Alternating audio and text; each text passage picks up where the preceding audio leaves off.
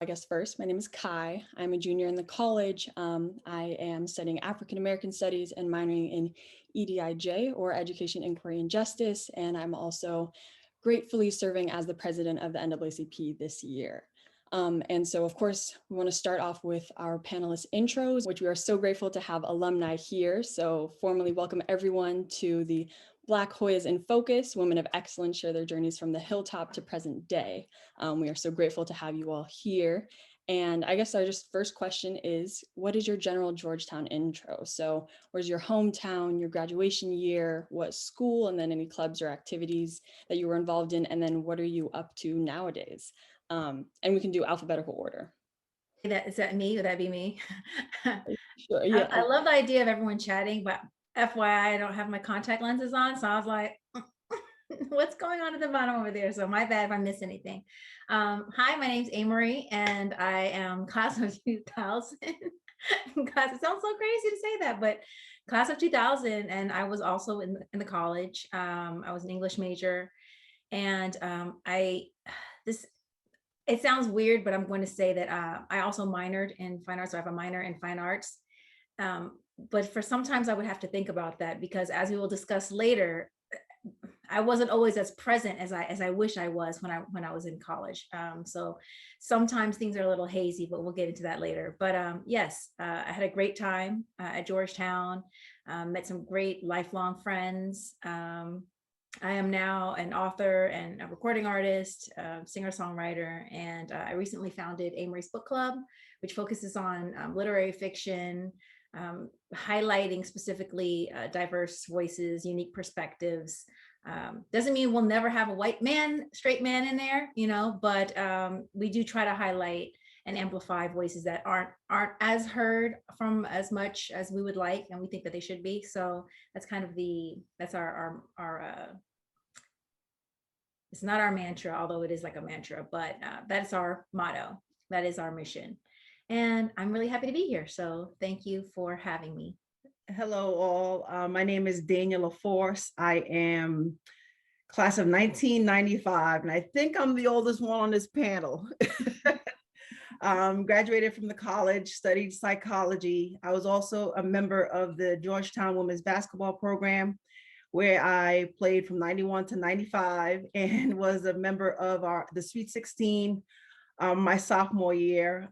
Just had a tremendous opportunity to meet some great people through not only Georgetown, but through the sport of basketball. I am currently, I've spent, actually upon graduation, I started coaching women's basketball at the collegiate level. So I've been coaching basketball for 23 years, I believe. And for the past 2 years, I have been not coaching, but I have had the opportunity to follow my son, who is Terrence Mann. He plays for the Los Angeles Clippers. He's in his second year in the NBA. So I stopped coaching at the right time to spend time with my son and really, give him, all the motherly advice and coaching advice he needs to be successful in the league. So I'm excited about that. Presently, I am the co-owner of Bent Force Basketball with my husband. We train basketball athletes in the Pittsburgh area, beginners, intermediate, professional players. And it was just my way of giving back to the sport that has, afforded me so many great opportunities. And also just to continue to be a mentor and an impact in the lives of young athletes. So I'm happy to be here. Hi, everyone. I'm Julian Reynolds. I am so excited to be here. I just love my Hoya family. I also was in the college, majored in English, class of 99. As Kai would say, track by track. After I graduated from Georgetown, I became a world-class athlete and I did the track thing for 10 years professionally. I'm currently in Miami doing real estate. Prior to that, I spent 6 years owning, managing, and running franchises, 4 of them. I have a 19-year-old daughter and 2 dogs, which I love very dearly. And I am truly, truly blessed. Hey everyone, my name is Yvette Baduni Mako. I'm very excited to be here. I am the class of 2010 from the college. I had a double major, government and English. And then after that, I went to Georgetown Law, class of 2013, so a double Hoya. Right now, I am the head of US government relations for Match Group, and our brands include Match.com, Tinder, OkCupid, Hinge, and Plenty of Fish. And, you know, I spent most of my career in government so far. I've been able to work for really great members. Some of them also Hoyas. My first job out of law school was with Congressman Hakeem Jeffries. And I got to work for the late, great Elijah Cummings. And that was sort of one of the honors of my life to do so. And yeah, I'm very excited to talk about, you know, more about my journey and to hear from everyone else on the panel as well. Awesome. We are so glad to have you all here in representation, I think, from really across the country. I'm currently in Southern California, so Zoom is a great time to really bring us together. So I'm grateful we can do it. And so with this, we really wanted it to be just a conversation where, you know, we're sharing experiences and backgrounds and all of the amazing accomplishments that you all have achieved in your lifetimes since, or even on the hilltop and beyond. So kind of our first question is, why did you choose Georgetown? Like, there are so many different reasons. For me, it was partially financial aid and then also opportunity. So being in a city, being with in a place where I could get engaged in politics and things like that was kind of my why. But what was that why for you all? For me, it was like, actually, Georgetown was not my number one choice. I was highly recruited out of high school. And so Stanford was my number one choice. And I was being offered scholarships pretty much from majority of the schools. And I went to Stanford and I hated it and was so disappointed. I had a few friends that were at Georgetown and they spoke highly of it. I knew it was prestigious. I knew it was private. I knew the academics was there. But track was important to me. And I did not know that much about the track program. But when I went there, I mean, I did not want to come home from my recruiting trip. I was like, this is it. This is home. I'm ready. Like, it was the community. And again, it just felt right. Like, being that young, like, we don't give our youth enough credit to having that like instinct, like, you know, but for me, like, I knew. And if I had to go back and do it all over again, I wouldn't change a thing. I'll go next. For me, I wanted, you know, I'm a military brat. Although also I should mention too, everyone's mentioning their kids. I was like, oh my goodness, I feel like I'm denying my child. I have a 2-year-old son. He's almost 3. So Kai knows all about, you know, Kai Adderley. Kai Adderley knows all about, you know, my whole journey with motherhood and everything like that, because he knew ASAP. So yes, I do have a 2-year-old child. He's almost 3 and he's amazing. And, you know, it's funny because in life, you just continue to learn new things, right? You look back at all the decisions that you made and you feel like they're the right ones, or that they're ones that brought you to where you are now. My reasoning for choosing Georgetown was because number one, academics, of course. I mean, I worked so hard my entire life just on that academic path. That goes without saying. But the reason why I liked Georgetown specifically was because when I was in high school, I also felt like I needed to be I wanted a record deal, basically. I was like, I need to make it in the music business. And everyone was like, how are you? You know, you're Alaskan. I was like, well, I'm not Alaskan. I live in Alaska, but I'm a military brat. I was in Texas before that. I was in Alaska for like 9th grade to 12th grade, the middle of 9th grade. And I was like, I need to be close to New York, but the schools that I want to go to, one of the schools I pretty much are like Duke and Georgetown. So I was like, I like the idea of Duke, but the only thing too is that Georgetown is in Washington, D.C. And I am a military brat. I grew up all over the place, but DC is closer to New York. There's also a lot of culture in DC. I feel like there's a lot of things that I could see, be exposed to. There's the museums, just everything that you would love, right? It's like a big city, but not so large that I don't want to say there's a lack of individuality. DC has a very specific flavor, like a specific vibe. And I felt like I really wanted that, maybe coming from having such a background in which I lived in so many different places and countries. So there was that. Good thing I liked it too. I loved Georgetown during my visit. I also got waitlisted for Duke. So I was like, that's okay. I chose my school anyway. I don't think I ended up getting in, so it didn't really matter. But I loved Georgetown. During the visit, I mean, everything's so visceral when I remember just the feeling of it, the beautiful campus, the Black community, and I'm sure it's changed now. Like, I'm sure there's a lot more of a community, because I don't know if the numbers have changed regarding the Black students, but at that time, everyone just felt really small, and it felt really welcoming. Like, I came in and I just felt like everyone knew one another, but it wasn't like this weird competitive spirit. It felt very welcoming, as Juliana was saying, because we were there at the same time, except for just, give or take a year, but we were there at the same time. And there's just a certain vibe that was there, like a safe feel. So I knew during my visit that was where I wanted to be. And of course it was DC, and I lived in the bubble for a little while. And then my last year, I ended up living off campus in Southeast, and I was in a basement apartment. Don't do basement apartments, okay? I was like, what is this white stuff on my clothes? Found out 15 years later, that was mold. Anyway, hashtag college life. So there's that.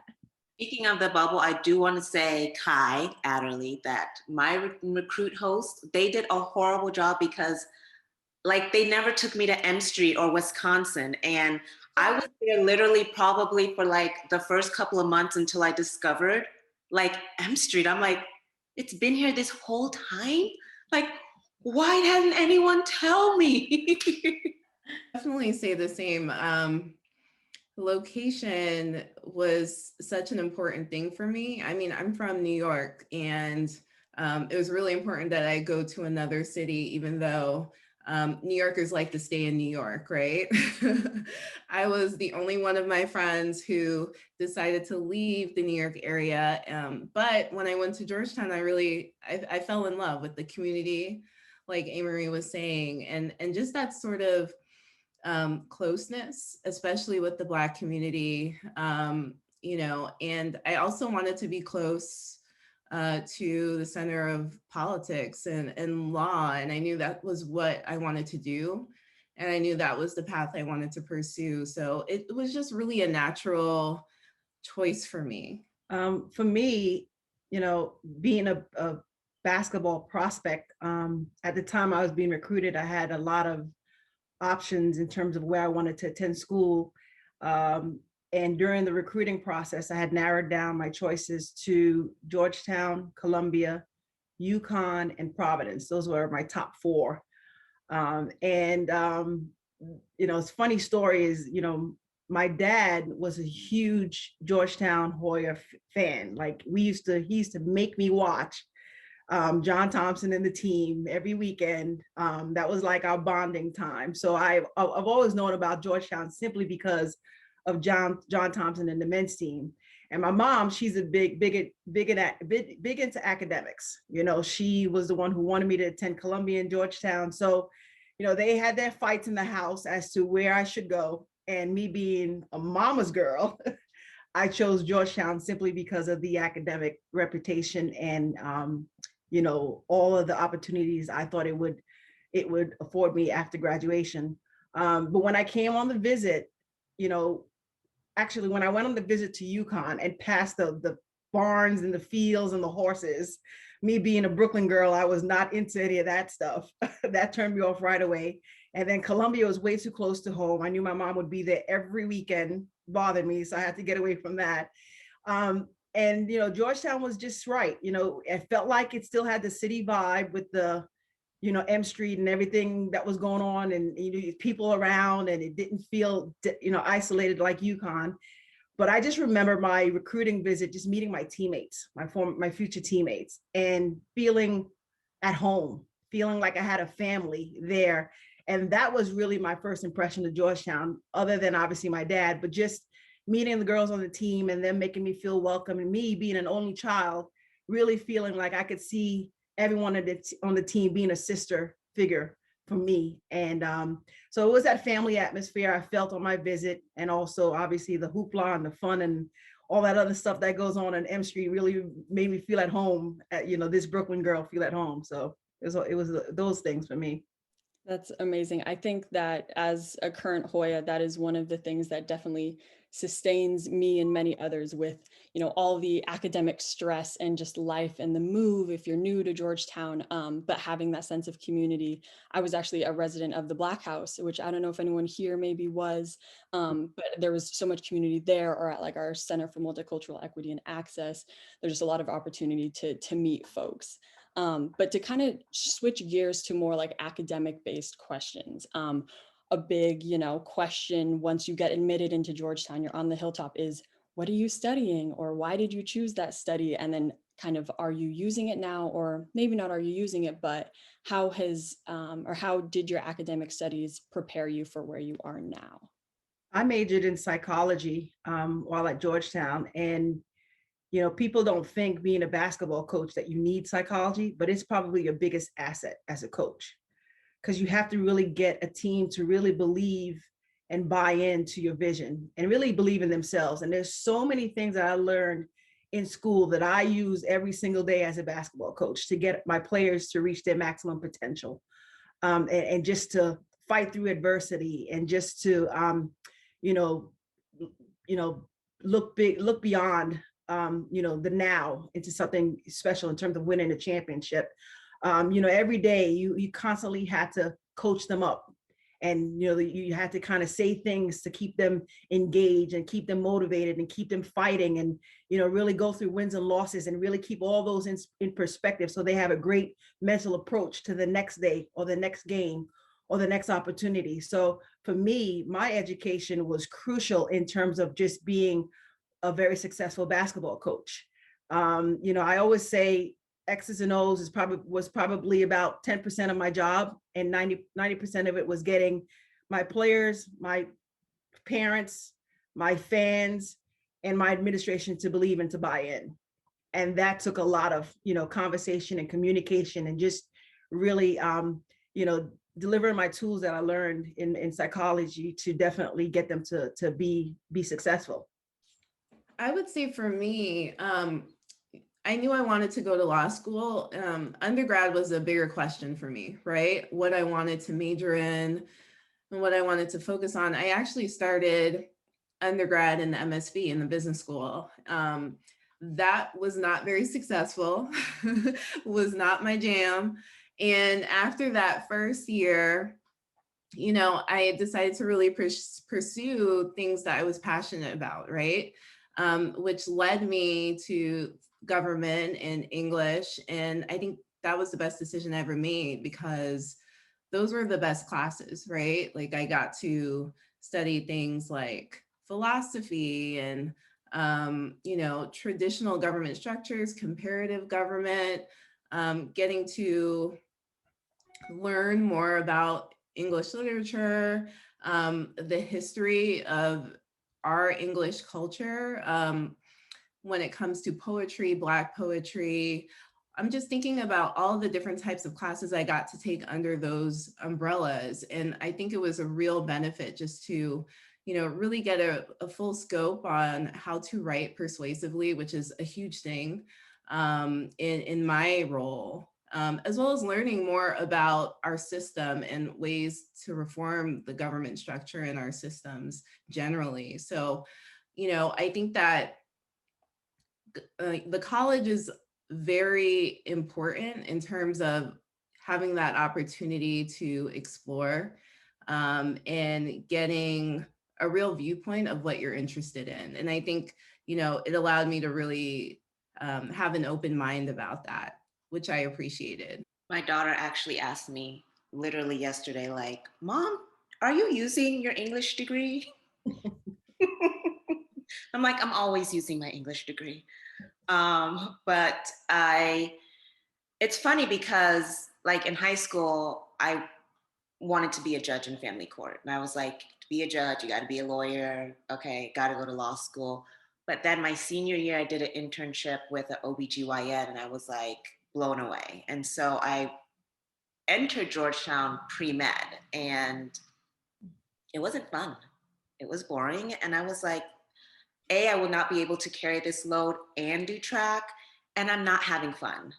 And as Yvette said, like, you just have to find out what you're passionate about. And I have an affinity for reading and writing. And so I decided to go the English way. And like, you get to explore, I mean, just the options. I just really enjoyed all my English classes. Yeah, so I do find myself using it. How?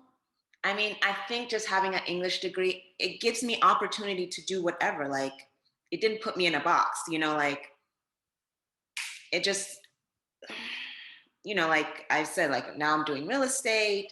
It helps with my reading, my contract writing, negotiating. Just, it gives me, like,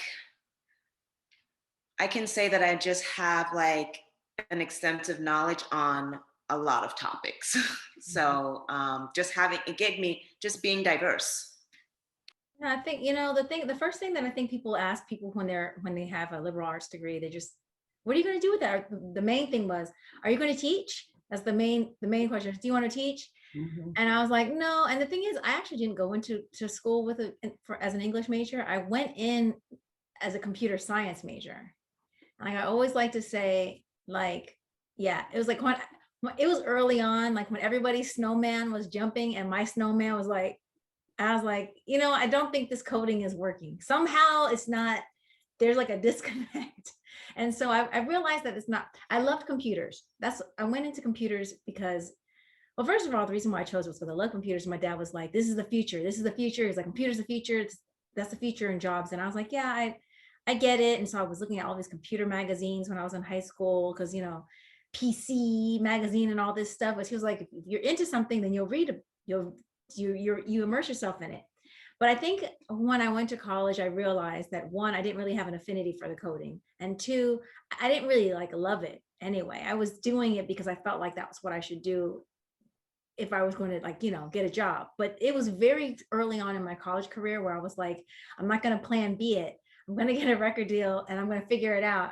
I don't know how, because I'm also in ROTC. I was in Navy ROTC. So I was going to George Washington University with that. And I was like, somehow though, it's going to happen.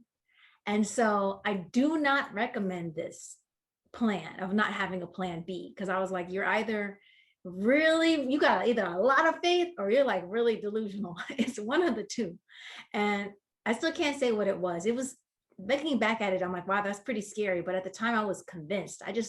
But I believe that sometimes when you know what you want to do, when you have like a certain energy and you feel very passionate about what it is that you're doing, you may not know the steps that are going to take you there, but whatever it is, I think having that belief, not just in yourself, but just a belief and a trust in the universe, that will take you very far.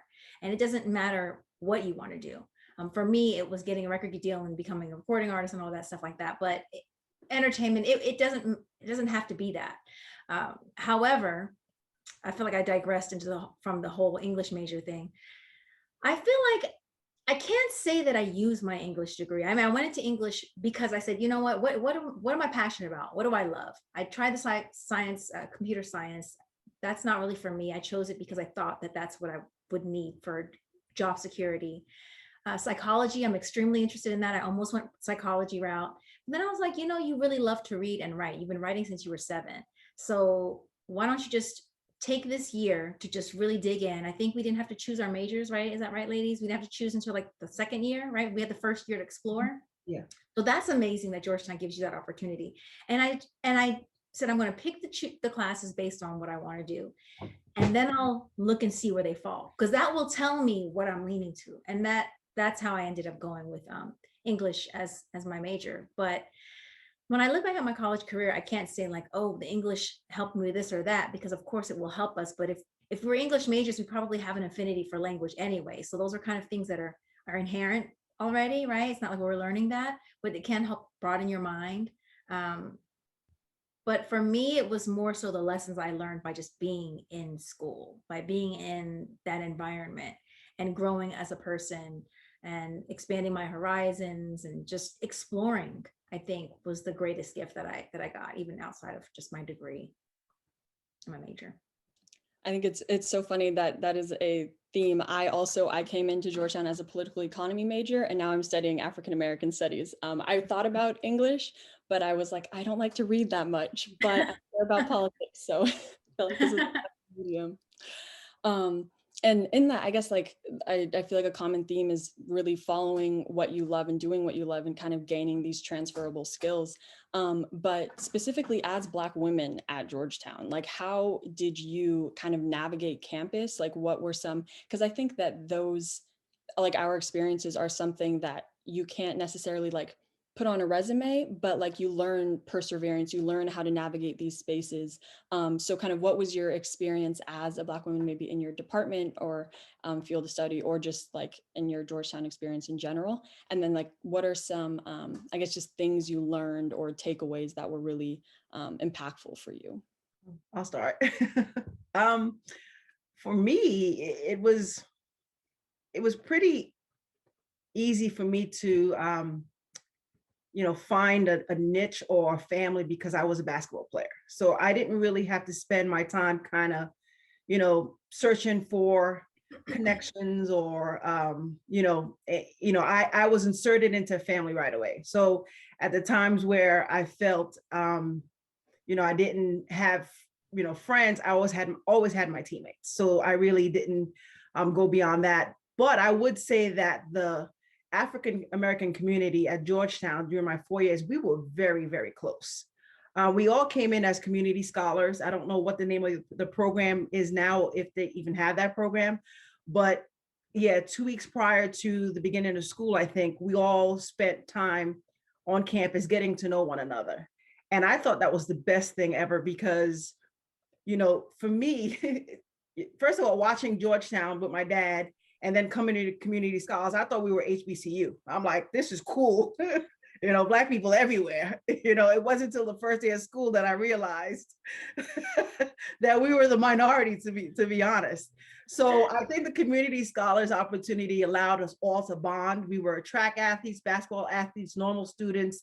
So those really were my friends throughout my time at Georgetown. And I never felt different. I never felt like I was a minority. I think playing for Georgetown and always having to represent them on the court gave me that sense of pride that I belonged, that I represented them because I had to represent them every single day as a student athlete.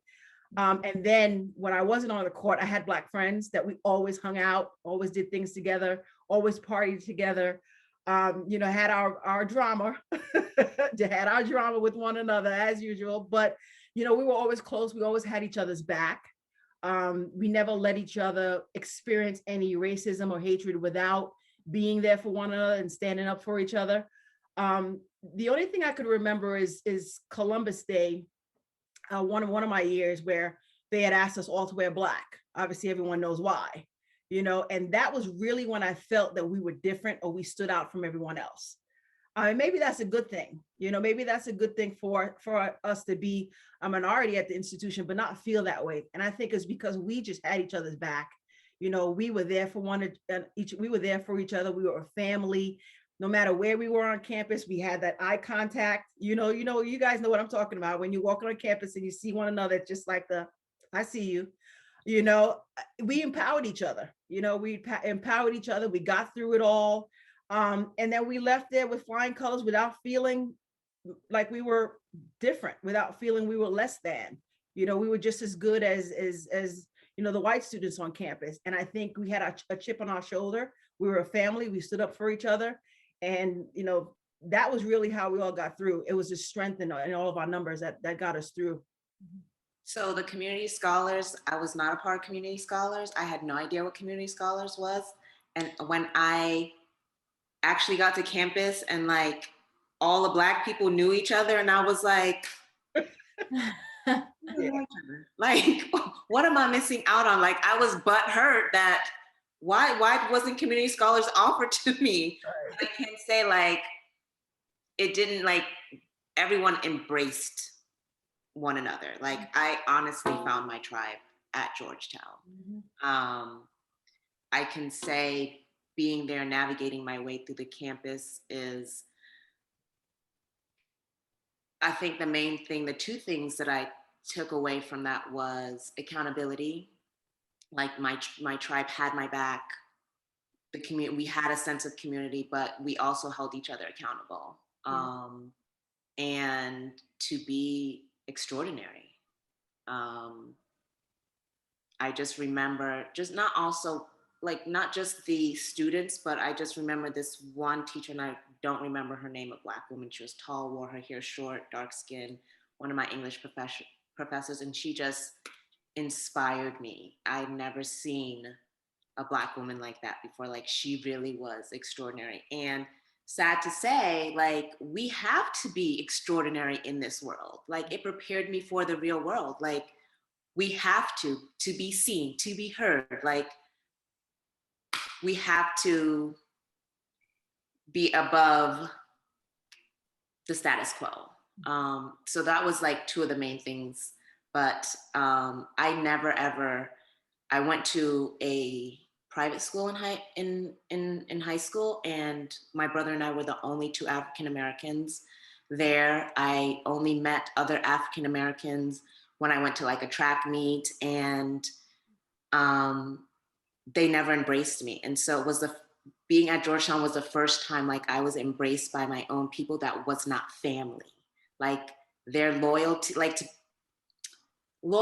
kindness, love, like I only experienced that from my family. And to see that being extended to me from someone who's not related to me, like, blew my mind. And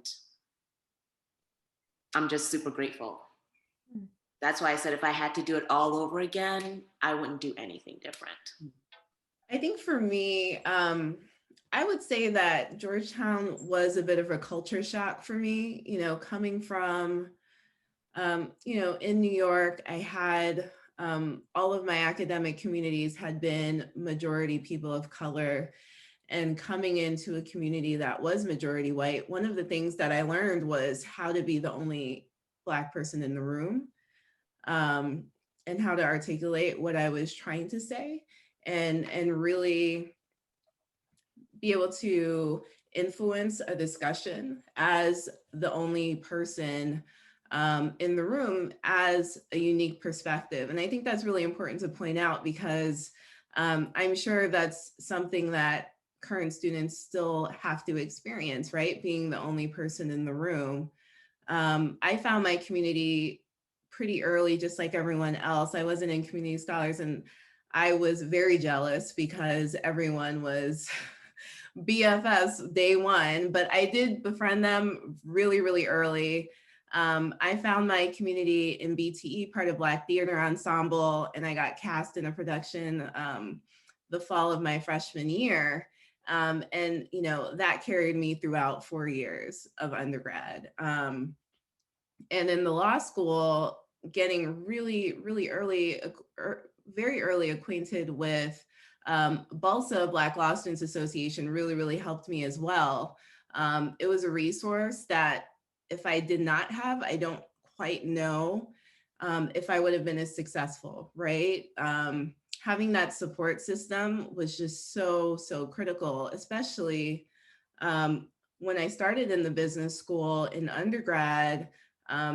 It was a sort of culture that I didn't necessarily have knowledge of before, right? I was not privy to,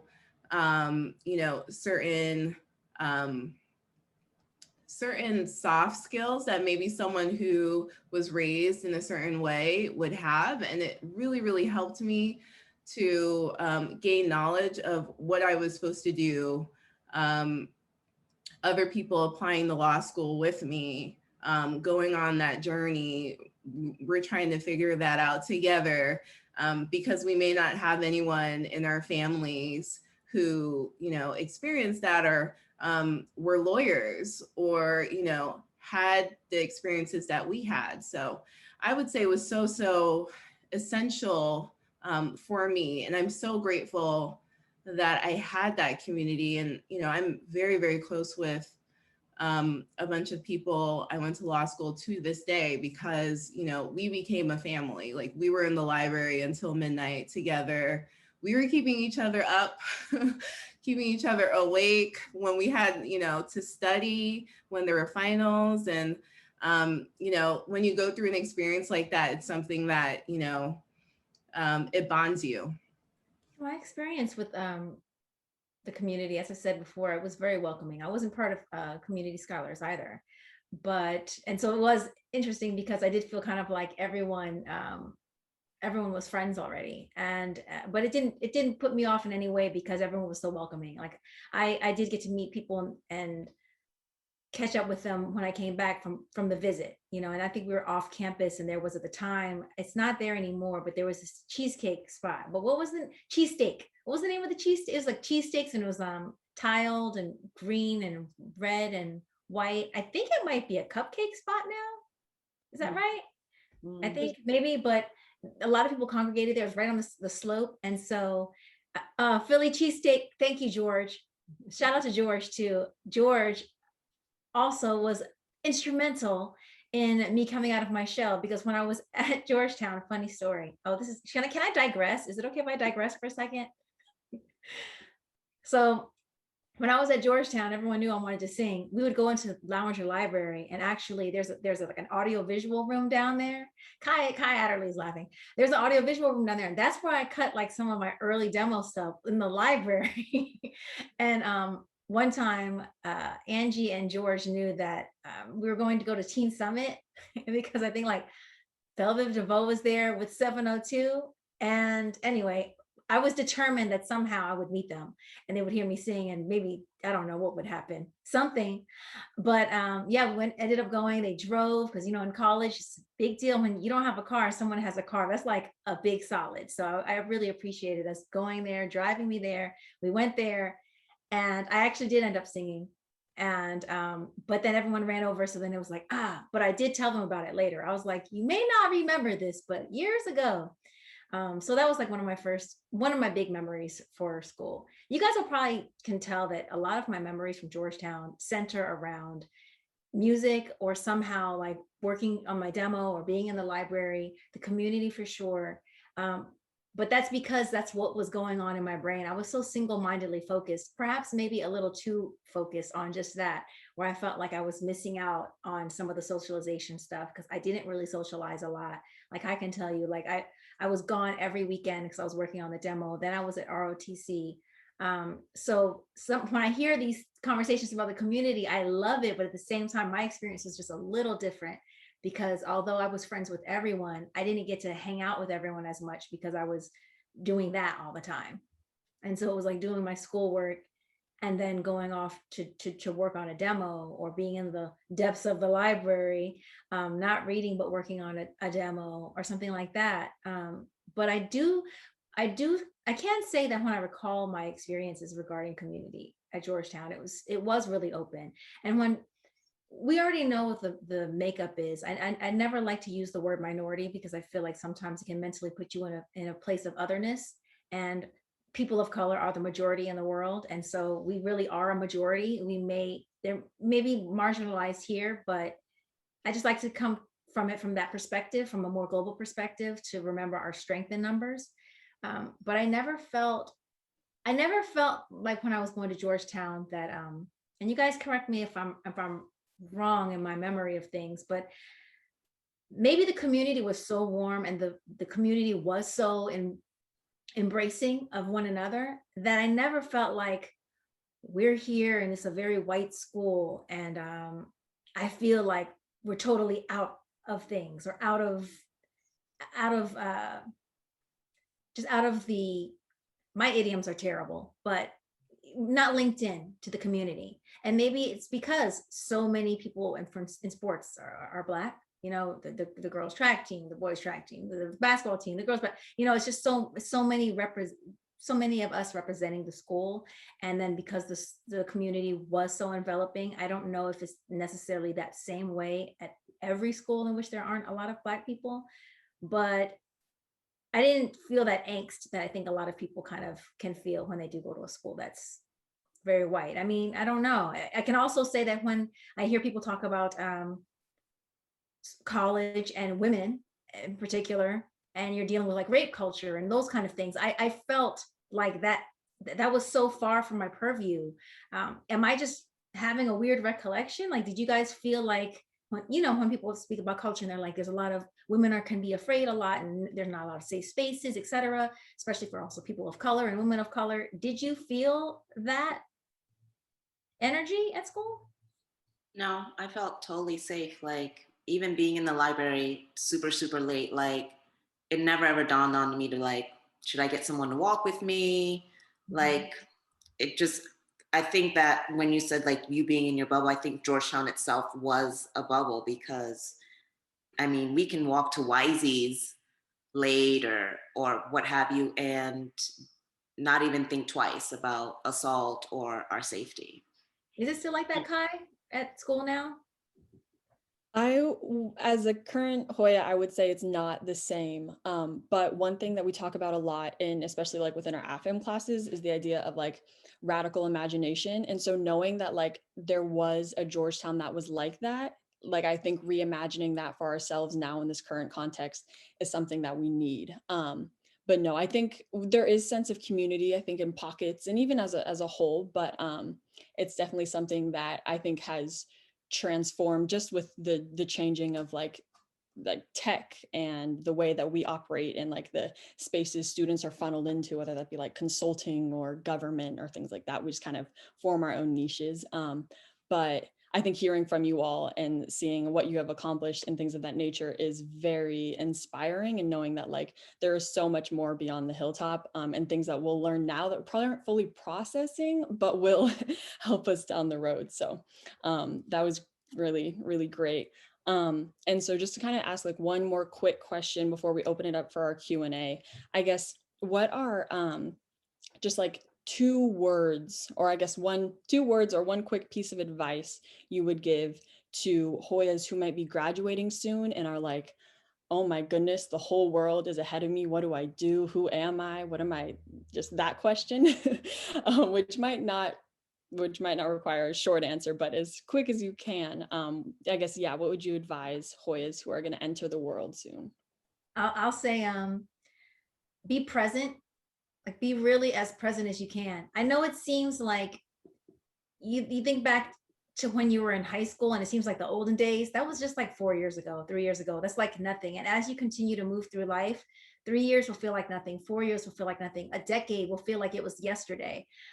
Time moves differently. And so right now, enjoy this time and be as present as you can be. And also trust that it's going to be okay. That like the path that you're on right now, whatever's going on with you, whatever choices you have ahead of you, or whatever lack of choices you think are, if whatever lack of choice you think is existing before you now, know that it's going to be all right. And everything that you're going through, good or bad, it's all shaping you and you're learning. And life is going to be full of problems. Like they say, you can have good problems. Like people are like, oh my goodness, I'm stressed out from work. That's a good problem to have, considering you have work. Life is all about problems, but it's about having like, what kind of problems do you have, and looking at them as more like growth experiences. But definitely don't feel like you're in a rush to get to your end goal. Like it's a whole journey, and everything you're doing right now means something. So just like be present in what you have and believe that it's going to be okay. It's going to be all right. That's it. Yeah, I would say stay involved and stay close with your community. I think it's really easy to, once you graduate, to sort of go your separate ways and, get involved in your own stuff. But there's real value to, keeping that community. They know you probably more than most people do because you saw them day in and day out. You lived with them. You spent all day with them, all night with them. So I think that community has really, really helped me. I'm still such good friends with so many people that I especially went to law school with. And, that has really, really helped me, not only in my personal life, but also in my career. All of those connections have really helped me get to where I am today. So that's what I would say. Stay involved and keep your community strong. My advice would be life comes at you fast. Who knew 12 months from now that we would be in the pandemic that we're in right now? So, don't get so, I'm going to give you my coaching analogies because that's what I've been doing for the majority of my life. But life is a series of wins and losses. And sometimes you learn way more from your losses than you do your wins. And, when I graduated in 95, I had my first son in 96, my second son in 98, married right after that. Life comes at you really, really fast, but you have to always prepare yourself to win as much of the battles as you can. And that means just giving your best and always staying prepared and always staying ready and always accepting your defeats, and learning from them and moving on from those, So it's going to come at you fast, and don't be surprised when it does, but understands there are going to be wins and losses. You're going to have battles. You're going to have good times and bad times. And everyone around you is doing the same exact thing. The difference is, how are you going to learn from it? How are you going to grow from it? And how are you going to allow yourself to make those mistakes in an effort to learn from those mistakes? Because I think sometimes those mistakes teach you way more than anything else. So don't be so in a rush to have a perfect life. Understand that there are going to be battles, wins and losses, and prepare yourself for the wins, prepare yourself for the losses, learn from them as equally as you can, and just take it day by day. Like Amory said, take it day by day and just continue to just be your best, but also know that your foundation is solid. Your education is solid, the opportunities that you have had at Georgetown, the friendships that you've made, be willing to lean on your friendships. I have friends that I went to Georgetown with, and we talk every single day. We're on group chats every single day. We still act like we 18, 19, and 20 sometimes, but they're confident, they're supportive, so rely on everyone around you to help you be the best version of you that you can be. And, take the lumps, take the bruises, pick yourself up and keep moving. Life is just all about that. And that would probably be my best advice. And just to extend on what Dania is saying, is like, wins and losses, savor your wins. Like, I think this like social media and everything is always like glamorizing this whole grind culture that it's like, you reach a goal and it's like, okay, what's next?